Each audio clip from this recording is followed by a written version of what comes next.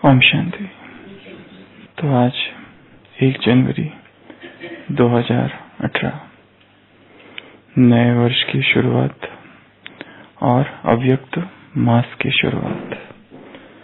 तो इस अव्यक्त मास में विशेष पुरुषार्थ के रूप में दादी जानकी की तरफ से आया हुआ यह पत्र पुष्प, और जिसमें दादी जी ने सभी ब्राह्मण कुलभूषण आत्माओं को 21 दिन के पुरुषार्थ के लिए 21 विशेष पॉइंट्स दिए हैं, जो कि सभी सेंटर्स पर भेजे जा चुके हैं और अगले 21 दिन हर एक दिन एक पॉइंट पढ़ा जाएगा। तो हम भी अपनी इस क्लास में और मधुबन में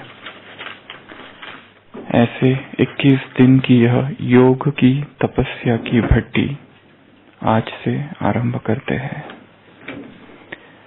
इसमें एक पॉइंट पढ़ी जाएगी और उस पॉइंट पर फिर कमेंट्री होगी, जो कि आज पहला पॉइंट है।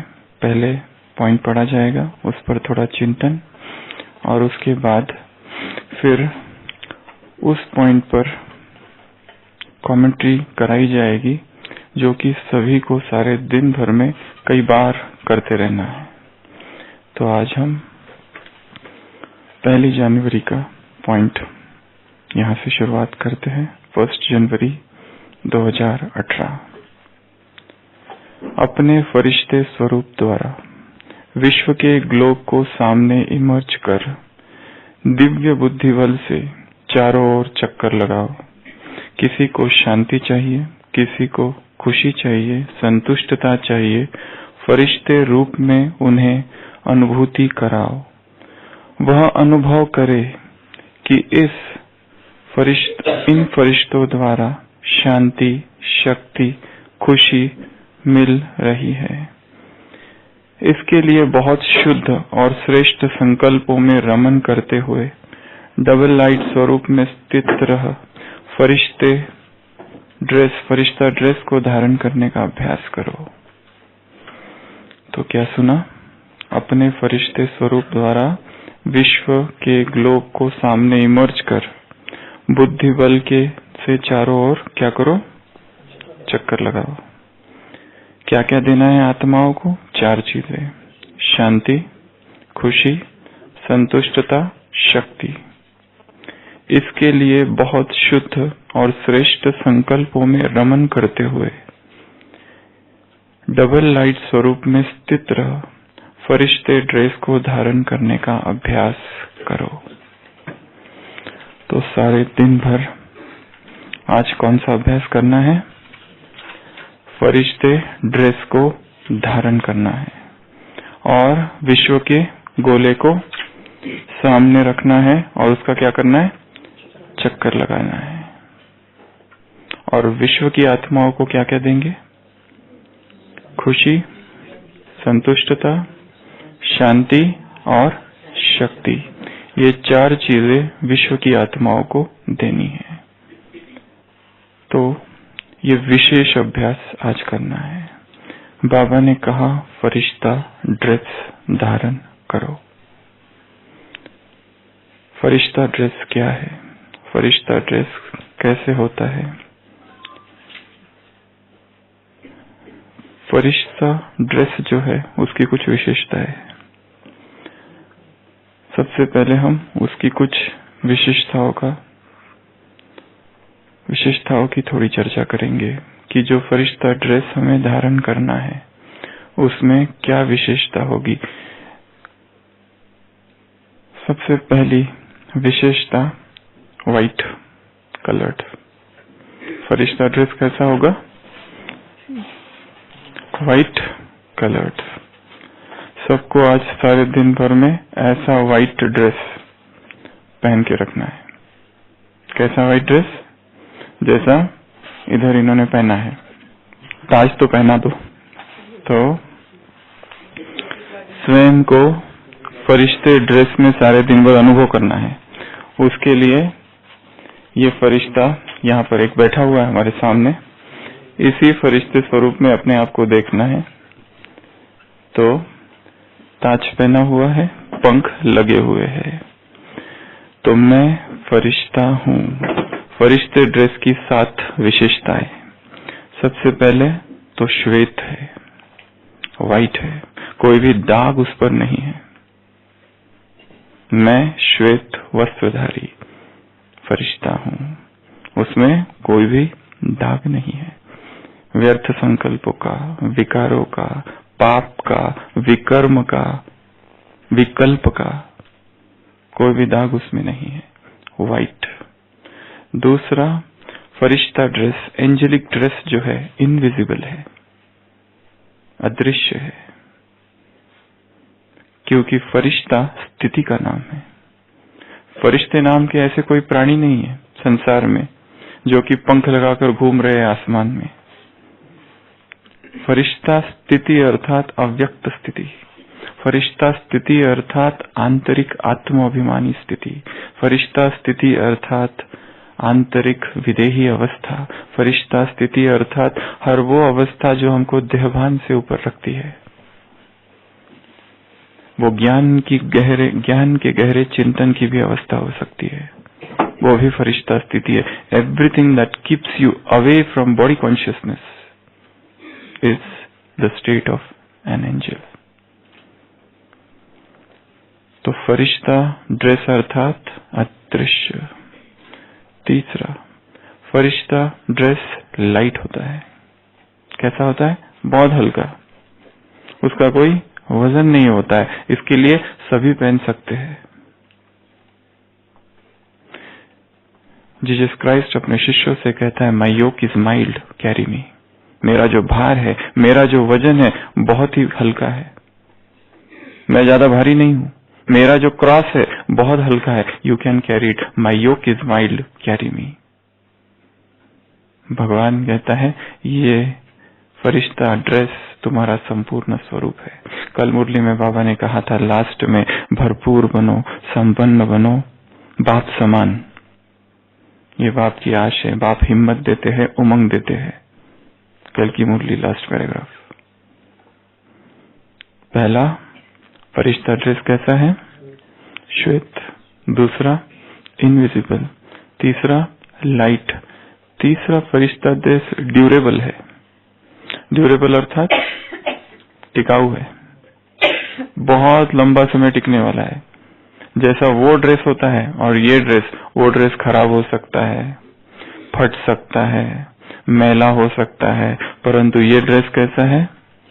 लॉन्ग लास्टिंग, इम्पेरिशेबल, लंबा समय चलने वाला, लंबा समय रहने वाला। इसमें तुम ट्राई नहीं, संडे की मुरली ट्राई करोगे खुशी रहने का, वर्षा प्राप्त करने का, तो ट्राई करना पड़ेगा। इसमें ट्राई करने की बात ही नहीं है। ये तुम्हारा ही स्वरूप है, ये तुम्हारा ही ड्रेस है, इसे निरंतर धारण करते रहना है। उसके बाद है प्रूफ। ये जो ड्रेस है कई चीजों से प्रूफ कर देता है। कौन कौन सी चीजें? वो जो ड्रेस होते हैं वाटर प्रूफ होते हैं, और क्या क्या प्रूफ होते हैं? वेदर प्रूफ होते हैं, फायर प्रूफ होते हैं, अलग अलग प्रूफ होते हैं। ये ड्रेस किस चीज का प्रूफ है? माया प्रूफ, व्यर्थ संकल्प प्रूफ, विकर्म प्रूफ, रोना प्रूफ, बीमारी प्रूफ। कल कहा था रिकॉर्डेड मुरली में, यहाँ यदि श्वास को सफल करो तो वहां स्वस्थ रहेंगे। डॉक्टर का डिपार्टमेंट होगा ही नहीं। डॉक्टर ब्रिजेश तो डॉक्टर क्या बन जाएंगे? राजा। और विश्व के मालिक बन जाएंगे आशीष भाई वहां पर। ठीक है। ग्लोबल हॉस्पिटल में एक बार दादी प्रकाश मणि जी आए थे, तो उनको एक डॉक्टर ने पूछा था हमारे हॉस्पिटल के, दादी जी हम लोग ना तो कोर्स कराते, ना तो हम सेंटर पर रहते हैं, आप कहते हैं प्रजा बनाओ प्रजा बनाओ प्रजा बनाओ, हम तो खाली पेशेंट देखते हैं, तो हमारी प्रजा तो बन ही नहीं रही है, हम क्या करें? तो दादी ने बड़ा ही चतुराई से युक्त युक्त उत्तर दिया था और सबको खुश कर दिया था। दादी ने कहा था आप किसकी सेवा करते हो? तो बोले बीके की सेवा करते, ब्राह्मण परिवार की। उसमें से भी विशेष किसकी करते हो? तो बोले बहनों की करते हैं। बहनें क्या है? टीचर। और बहनें क्या बनने वाली है? राजा। तो आप क्या बनोगे? महाराजा।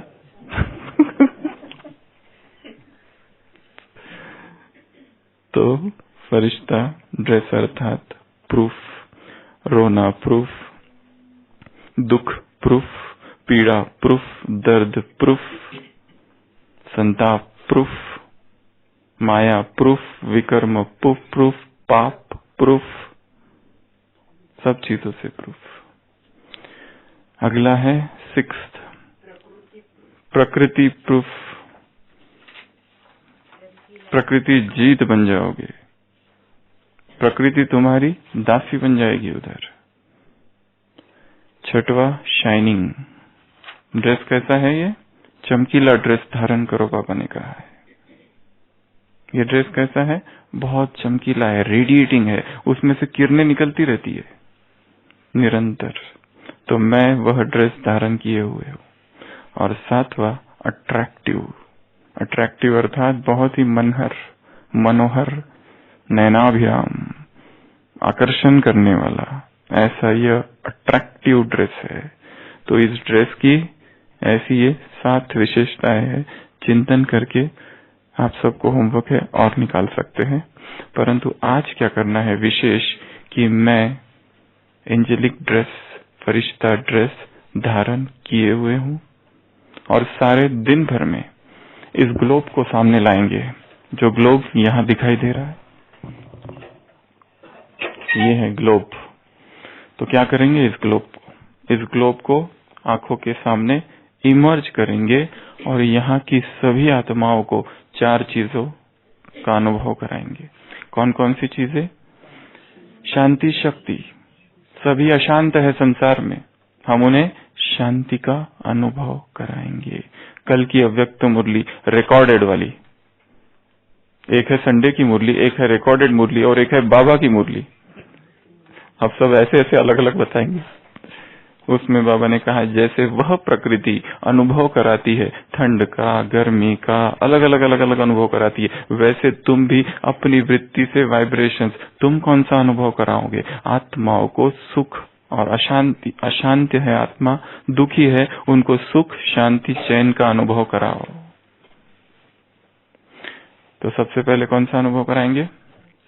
शांति, अशांत है। फिर शक्ति, कमजोर है, पता है ये करना चाहिए, कर नहीं पाती है।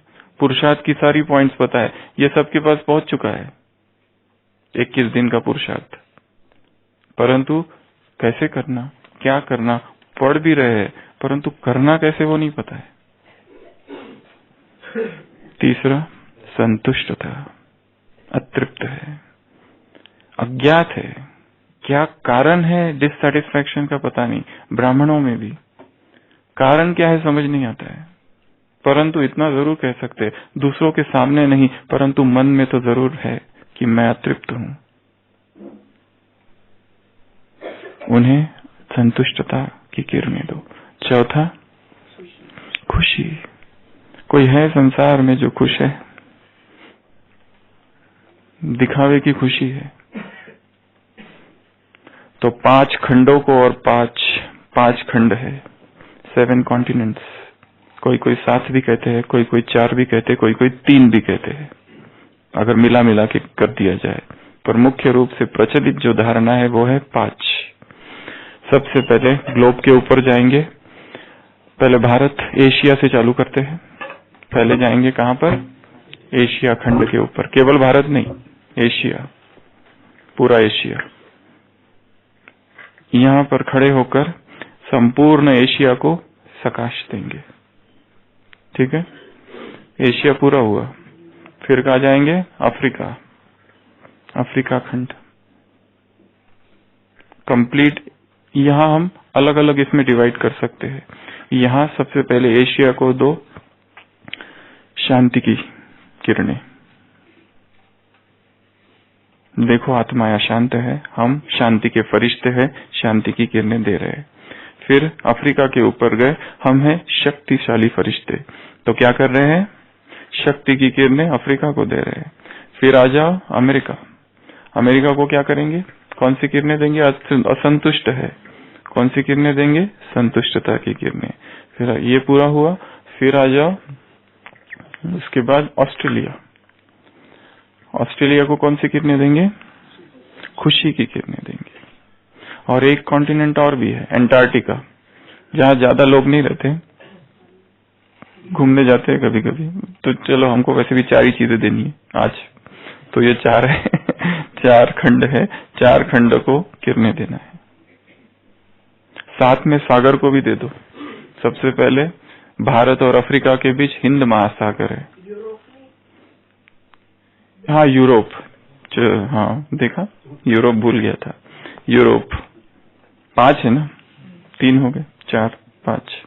यूरोप तो एशिया को सकाश, अफ्रीका को सकाश, अफ्रीका को सकाश, यूरोप को सकाश, ऑस्ट्रेलिया को सकाश। ये 4। कोई लोग कहते हैं 6, उसमें एंटार्क्टिका इंक्लूड करते हैं। कोई लोग कहते हैं 7। 7वां कौन सा? नहीं, एक कॉन्टिनेंट और भी है। नहीं, वो अभी है ही नहीं, अस्तित्व में नहीं है, खो चुका है वो।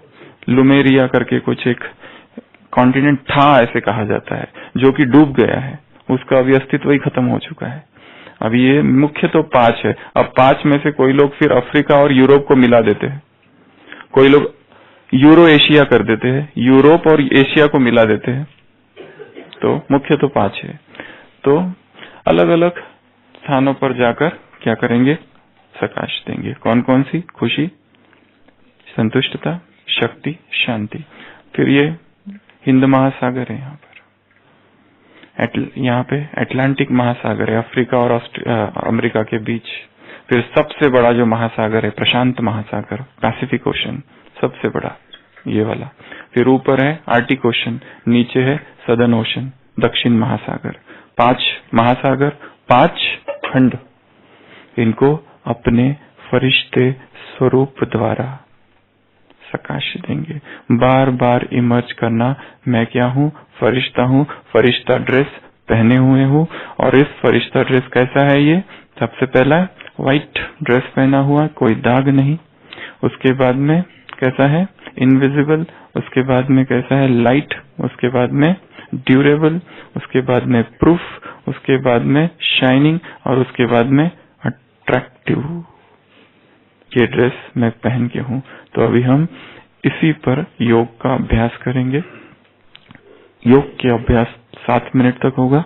उसके बाद कल की जो अव्यक्त वाणी जो चली है उसका हम पूरी दोनों ही अव्यक्त वाणी कंप्लीट रिवीजन करेंगे। ओम शांति।